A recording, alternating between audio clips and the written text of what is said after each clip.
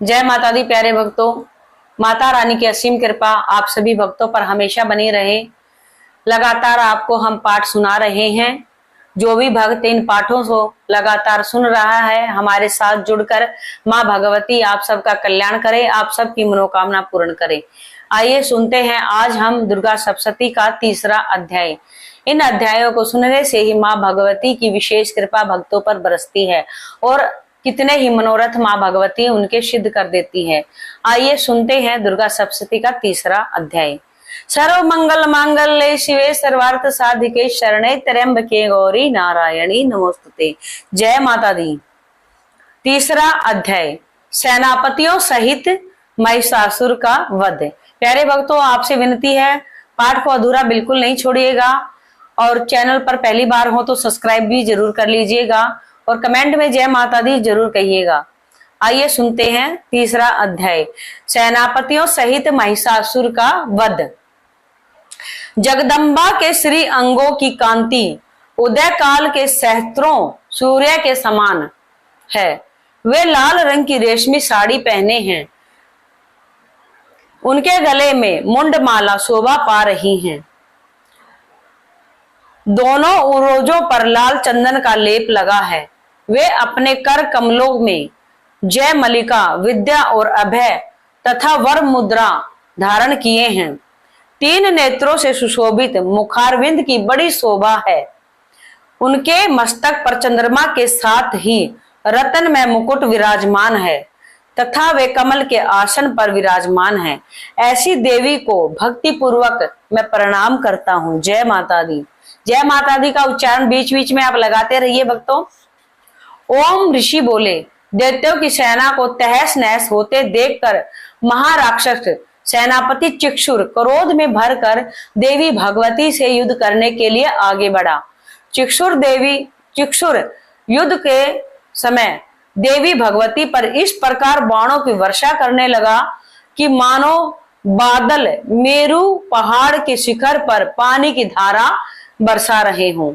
इस पर देवी ने अपने बाणों से चिक्षुर के बाण समूह को अनायास ही काटकर उनके सारथी एवं घोड़ों सहित मार डाला। इसके बाद चिक्षुर के धनुष तथा ऊंची ध्वजा को भी तत्काल काट दिया। धनुष कट जाने पर देवी ने उसके अंगों को अपने बाणों से बींध डाला। धनुष, रथ, घोड़ा तथा सारथी के नष्ट हो जाने पर वह महाअसुर चिक्षुर अपने हाथ में ढाल तलवार लेकर भगवती के मारने के लिए दौड़ा। उस तेज धार वाली तलवार से सिंह के मस्तक पर प्रहार करके बड़े वेग से उसने भगवती की बाईं भुजा पर वार किया। हे नरपनंदन, वह तलवार जब देवी की भुजा पर पड़ी तो वह टूट गई तथा बड़े क्रोध से लाल नेत्र करके राक्षस ने अपना त्रिशूल उठा लिया। चिक्षुर ने भद्रकाली पर अपना त्रिशूल चला दिया। वह त्रिशूल आकाश मार्ग से गिरता हुआ सूर्य के समान प्रकाशमान दिखाई पड़ा।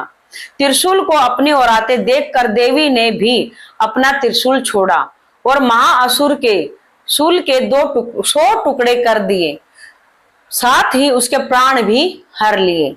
चिक्षुर का अंत हो गया।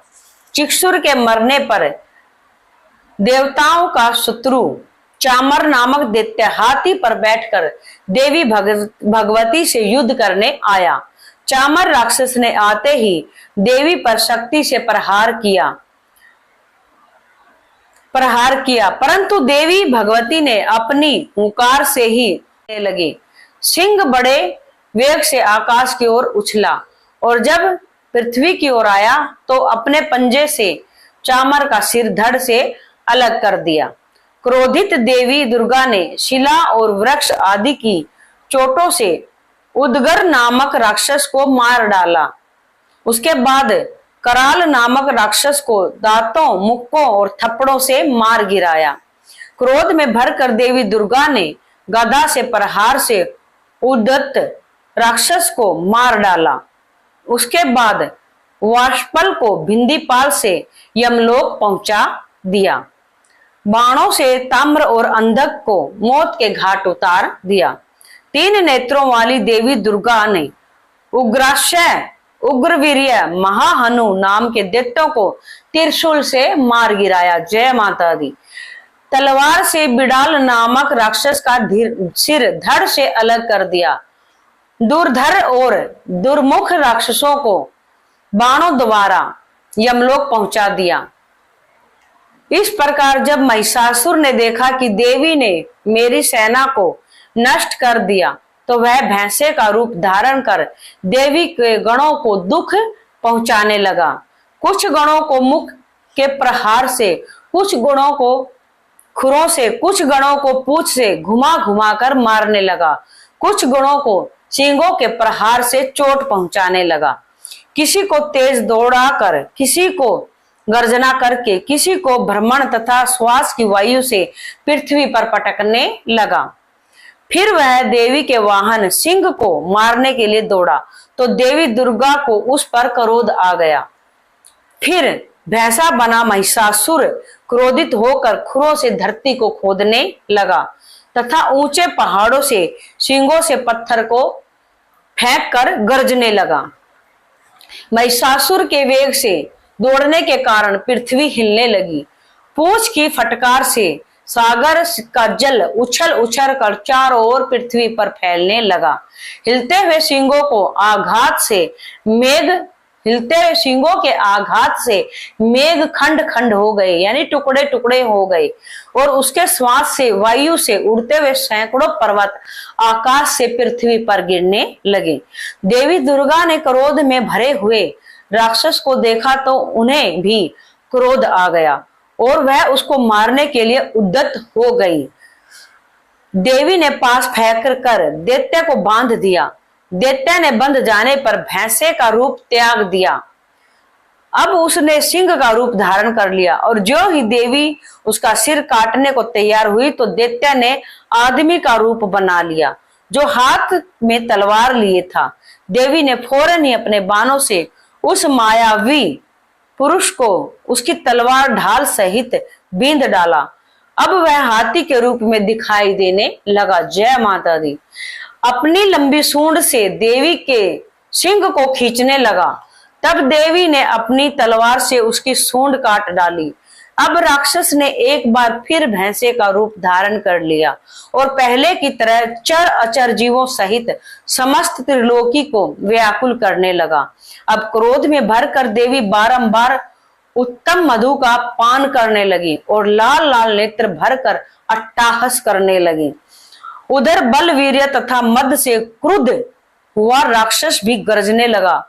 उसने देवी पर अपने सींगों से पर्वत फेंकने शुरू कर दिए। देवी दुर्गा ने अपने बाणों से उन पहाड़ों के टुकड़े टुकड़े कर दिए। मधुपान के कारण लाल मुख वाली देवी लड़खड़ाते वचनों में बोली। देवी ने कहा, अरे मूर्ख, जब तक मैं मधुपान का सेवन कर रही हूं तब तक तू गर्जना कर ले। मैं तुझे अभी यही मारूंगी, तब देवता यहाँ गर्जना करेंगे। जय माता दी। ऋषि बोले। इतना कहकर देवी दुर्गा उछलकर उस दैत्य पर जा चढ़ी और उसको अपने पैरों से दबाकर शूल से उसके गले पर आघात किया। देवी के पैर से दबने पर भी दैत्य अपने दूसरे रूप से अपने मुख से बाहर होने लगा। अभी वह आधा ही बाहर निकला था कि देवी ने अपने प्रभाव से उसे रोक दिया। जब वह आधा निकला तब हुआ था कि राक्षस युद्ध करने लगा, तो देवी ने अपनी तलवार से उसका सिर ही काट डाला। इसके पश्चात सारी राक्षस सेना हाहाकार करती हुई वहां से भाग खड़ी हुई और सब देवता अत्यंत प्रसन्न हुए। ऋषियों महर्षियों सहित समस्त देवता देवी की स्तुति करने लगे। गंधर्व राज गान गाने लगे तथा अप्सराएं नृत्य करने लगी।